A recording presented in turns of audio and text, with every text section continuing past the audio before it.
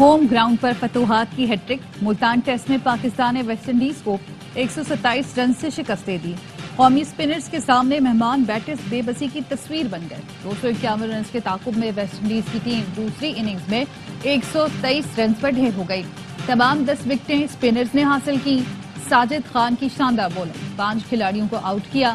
ابرار احمد نے 4 اور نعمان علی نے 1 وکٹ حاصل کی۔ ویسٹ انڈین بیٹر ایلک ایتھنز کی مزاحمت 55 رنز بنا کر نمایاں رہے۔ پاکستان ٹیم دوسری اننگز میں 157 رنز بنا کر آؤٹ ہوئی۔ جومل کی کریئر بیسٹ بولنگ، 7 وکٹیں حاصل کی۔ پاکستان نے 2 میچوں کی سیریز میں 1-0 کی برتری حاصل کی۔ ٹیسٹ سیریز اے سپورٹس براہ راست نشر کر رہا ہے۔ اسپنر ساجد خان نے جو کہا تھا وہ کر دکھایا۔ پہلی اننگز میں دعویٰ کیا تھا، دوسری اننگز میں 5 وکٹیں لیں تو بابر اور رضوان سے بھی کہیں گے کہ ان کے انداز میں جشن منائیں۔ ساجد خان نے 5 وکٹیں لیں، بابر اور رضوان کے ساتھ اپنے منفرد انداز میں جشن بھی بنایا۔ شاندار performance per player of the match رہے۔ ملتان میں تمام 20 وکٹیں اسپنرز نے حاصل کی۔ 2.5 دن میں میچ ختم کرایا۔ ساجد خان نے میچ میں 9، نعمان علی نے 6 اور ابرار احمد نے 5 شکار کیے۔ کپتان شان مسعود نے کہا، اسپنرز نے ایک بار پھر اچھی باؤلنگ کی، ہم 20 وکٹیں حاصل کرنے میں کامیاب رہے۔ صدر اور وزیر اعظم کی شاندار کامیابی پر ٹیم کو مبارکباد۔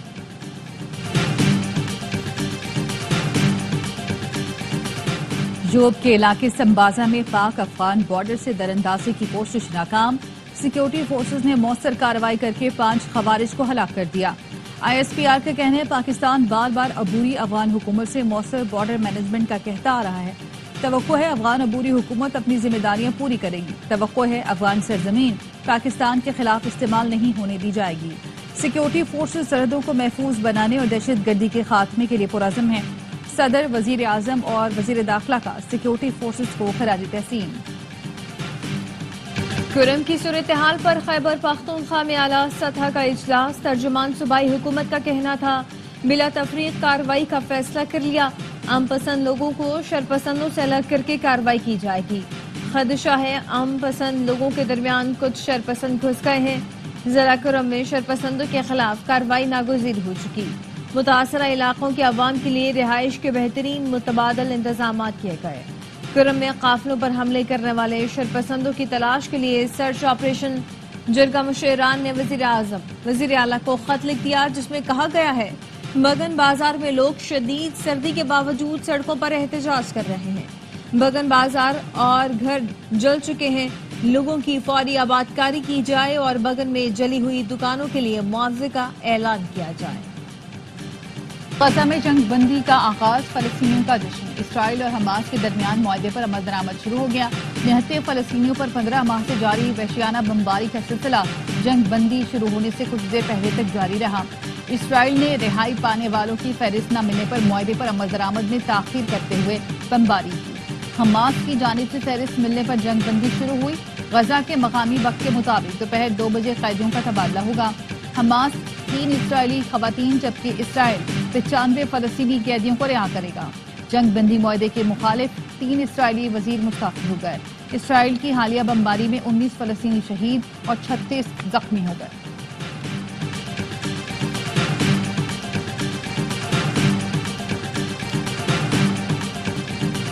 جنگ بندی معاہدے کے بعد فلسطینیوں میں خوشی کی لہر سڑکوں پر نکل آئے۔ خان یونس اور دیر البلاح میں گاڑیوں میں ریلی نکالی گئی، پرچم لہرائے گئے، آزادی کے نعرے لگائے گئے۔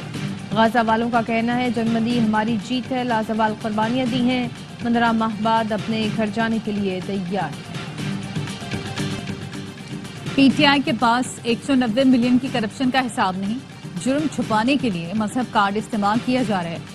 وزیر اطلاعات عطا طاہر کی گفتگو۔ وزیر اطلاعات پنجاب عظمہ بخاری نے کہا عدالت نے فیصلے میں بانی کو بددیانت اور کرپٹ پریکٹس کا مرتکب قرار دیا۔ امریکہ، یورپ، بھارت کا میڈیا دونوں کو کرپٹ میاں بیوی کے القابات سے نواز رہا ہے۔ بانی کے چیلے اور چمچوں کو ابھی بھی اپنے آقا کی کرپشن نظر نہیں آ رہی۔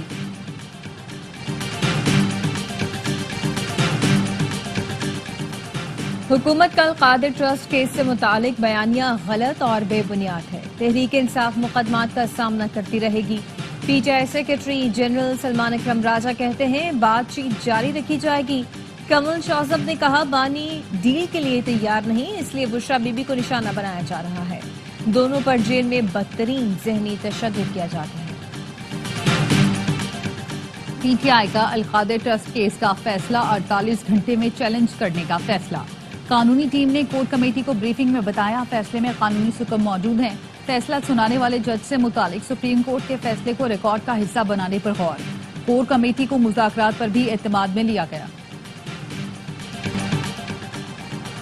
پی ٹی آئی اور حکومت کے مذاکرات میں پیش رفت نظر نہیں آ رہی. مذاکرات کامیاب نہ بھی ہوں لیکن رویوں میں تبدیلی آ جائے تو بڑی بات ہے.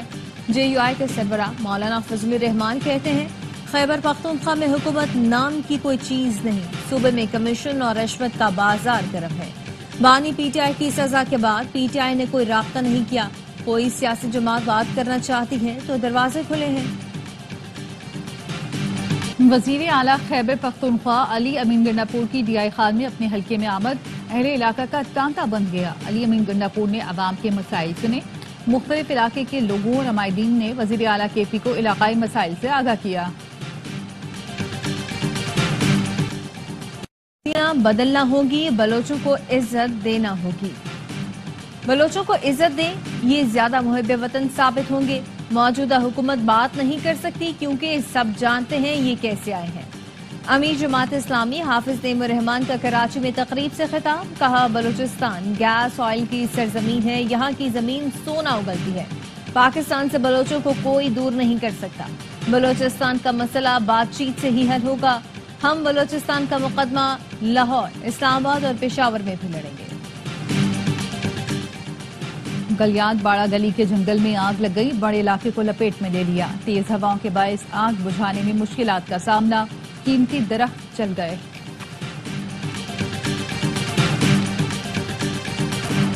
دفتر خارجہ نے مراکش کشتی حادثے میں 21 پاکستانیوں کے بچ جانے کی تصدیق کر دی. ترجمان کا کہنا ہے شہریوں کی مدد کے لیے رباط میں پاکستانی سفارت خانے کو فوری متحرک کر دیا گیا ہے. سفارت خانے نے خوراک، پانی، ادویات اور ملبوسات کا فوری بندوبست کیا. مراکش بندرگاہ کے مقامی حکام پاکستانی شہریوں کو پناہ اور طبی امداد فراہم کر رہے ہیں. حکومت پاکستانی شہریوں کی واپسی کا طریقہ کار بھی طے کر رہی ہے. ایف آئی اے نے انسانی اسمگلنگ کے 3 مقدمات گجرات میں درج کر لیے. ایف آئی اے ذرائع کا کہنا ہے انسانی اسمگلنگ میں ملوث ایجنٹوں نے سینیگال کا راستہ اختیار کیا. گجرات کے گاؤں دریا کھٹانا کے 2 ایجنٹ فرار ہو گئے. امریکی قید میں موجود ڈاکٹر عافیہ صدیقی نے امریکی صدر جو بائیڈن سے معافی کی اپیل کر دی. برطانوی میڈیا کے مطابق عافیہ صدیقی نے وکلا کے ذریعے کی گئی اپیل میں کہا ناانصافی کا شکار ہوں، ہر دن اذیت ہے، یہ آسان نہیں ہے، ایک دن اس عذاب سے آزاد ہو جاؤں گی. ڈاکٹر عافیہ صدیقی عدالتی فیصلے کے باعث 86 سال کی سزا کاٹ رہی ہیں. امریکی صدر جو بائیڈن 39 ملزمان کی سزائیں معاف جبکہ 3900 کی سزائیں کم کر چکے ہیں. سی پیک کا دوسرا مرحلہ مزید چینی کمپنیوں سرمایہ کاری کو راغب کرے گا. ہماری توجہ معیشت کو برآمدات پر مبنی ترقی کی طرف منتقل کرنے پر مرکوز ہے. وزیر خزانہ محمد اورنگزیب کا ہانگ کانگ کے ٹی وی کو انٹرویو. کہا پانڈا بانڈ سے چینی کیپٹل مارکیٹس میں شمولیت کا ارادہ ہے. پاکستان جون تک پانڈا بانڈ جاری کرے گا. چینی سرمایہ کاروں سے $200 ملین اکٹھا کرنے کے خواہش مند ہیں. ہانگ کانگ کے ساتھ مالیاتی تعاون بڑھانے کے لیے پرعزم ہیں. ہانگ کانگ تجارتی اور مالیاتی مواقع کا جائزہ لینے کے لیے وفود بھیجے.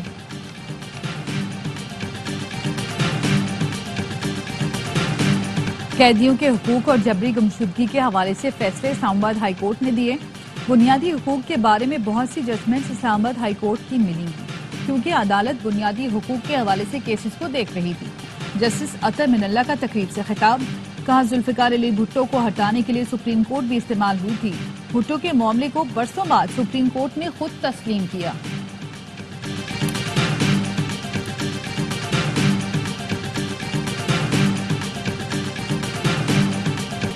کوئٹہ سمیت بلوچستان کے مختلف علاقوں میں بارش اور برف باری سے سردی بڑھ گئی ہے. زیارت میں رات سے اب تک 3 انچ برف پڑ چکی. مستونگ میں لکپاس کے مقام پر بھی ہلکی برف باری ریکارڈ کی گئی. چمن، قلعہ عبداللہ اور پشین کے ولائی علاقوں میں بھی برف باری ہوئی. کوئٹہ، چمن شاہراہ، کوزک ٹاپ پر سڑکوں سے برف ہٹانے کا کام جاری. گوادر اور جونی سمیت کئی علاقوں میں بادل بھی برسے. کراچی میں ٹھنڈی ہوائیں کم سے کم درجہ حرارت 8 ڈگری سینٹی گریڈ ریکارڈ کیا گیا۔ بارشوں کے باعث پاک ایران ریل ٹریک شدید متاثر، دونوں ملکوں کے درمیان ریل سروس معطل۔ چیٹیا وطنی بورے والا روڈ پر بس اور ٹرالی میں تصادم، 3 افراد جام بحق، 2 زخمی ہو گئے۔ ریسکیو ذرائع کا کہنا ہے حادثہ دھند کے باعث پیش آیا۔ سانحہ ماشقہ میں ملوث ڈاکٹر بشیر عرف بشو شرم پولیس مقابلے میں مارا گیا۔ صادق آباد کچرے کے علاقے میں مقابلے کے بعد ڈاکو کے دیگر ساتھی فرار ہو گئے تھے۔ کشمور میں مبینہ پولیس مقابلے میں 1 ڈاکو ہلاک، 2 زخمی حالت میں فرار۔ خیبر پختونخوا حکومت نے بندوبستی اضلاع کے 3501 ولیج اور نیبرہڈ کونسلوں کو گرانٹ جاری کر دی۔ ولیج اور نیبرہڈ کونسلز کو 46 کروڑ 67 لاکھ روپے سے زائد کی رقم جاری کی گئی ہے۔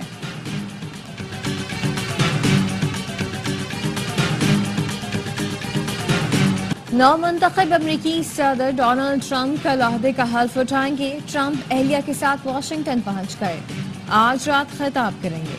واشنگٹن روانگی سے قبل ورجینیا میں ٹرمپ کے اعزاز میں شاندار آتش بازی کی گئی۔ ٹرمپ انتظامیہ کی پہلے دن ہی غیر قانونی تارکین وطن کے خلاف بڑے آپریشن کی تیاریاں۔ بارڈرز آر ٹائم ہومین کہتے ہیں کہ کوئی خود سے واپس چلا گیا تو ٹھیک، ورنہ ڈھونڈ کر باہر نکالیں گے۔ پابندی سے چند گھنٹے پہلے ہی امریکہ میں ٹک ٹاک بند ہو گیا۔ امریکی میڈیا کے مطابق گزشتہ رات سے ٹک ٹاک نے کام کرنا بند کر دیا۔ ڈونلڈ ٹرمپ کا کہنا ہے حلف اٹھانے کے بعد ٹک ٹاک کو 90 دن کی مہلت دینے کا فیصلہ کر سکتا ہوں۔ امریکی حکومت نے ٹک ٹاک پر قومی سلامتی کے حوالے سے خدشات کا اظہار کرتے ہوئے پابندی لگائی ہے۔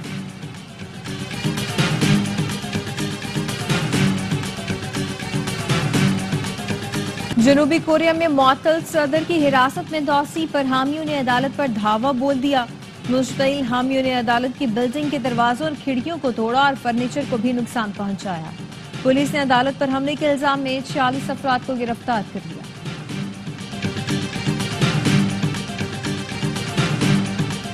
بالی ووڈ اداکار سیف علی خان پر حملہ کرنے والا ہندو یا مسلمان؟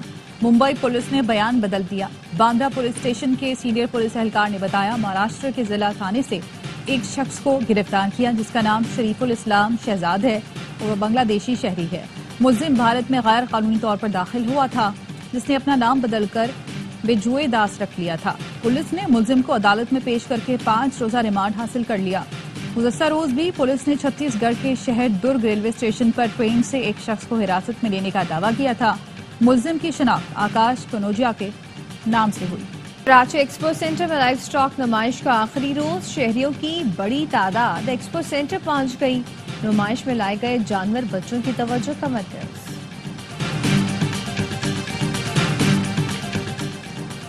سونا، چاندی اور جھوک سیال جیسے لازوال ڈراموں کے خالق منو بھائی کی برسی۔ 1950 میں صحافت سے کریئر کا آغاز کرنے والے منو بھائی نے شاعری، ڈرامہ نگاری اور کالم نگاری میں اپنے فن کا لوہا منوایا۔ پنجابی شاعری میں بھی نمایاں مقام حاصل کیا۔ اور گلوکارہ مہناز بیگم کو دنیا سے گزرے 12 برس بیت گئے۔ ریڈیو، ٹیلی ویژن اور فلم کے لیے 2500 سے زائد نغمات اور غزلوں کو اپنی دلکش آواز سے سجایا۔ مہناز بیگم کو نگار ایوارڈ اور تمغہ برائے حسن کارکردگی سے بھی نوازا گیا۔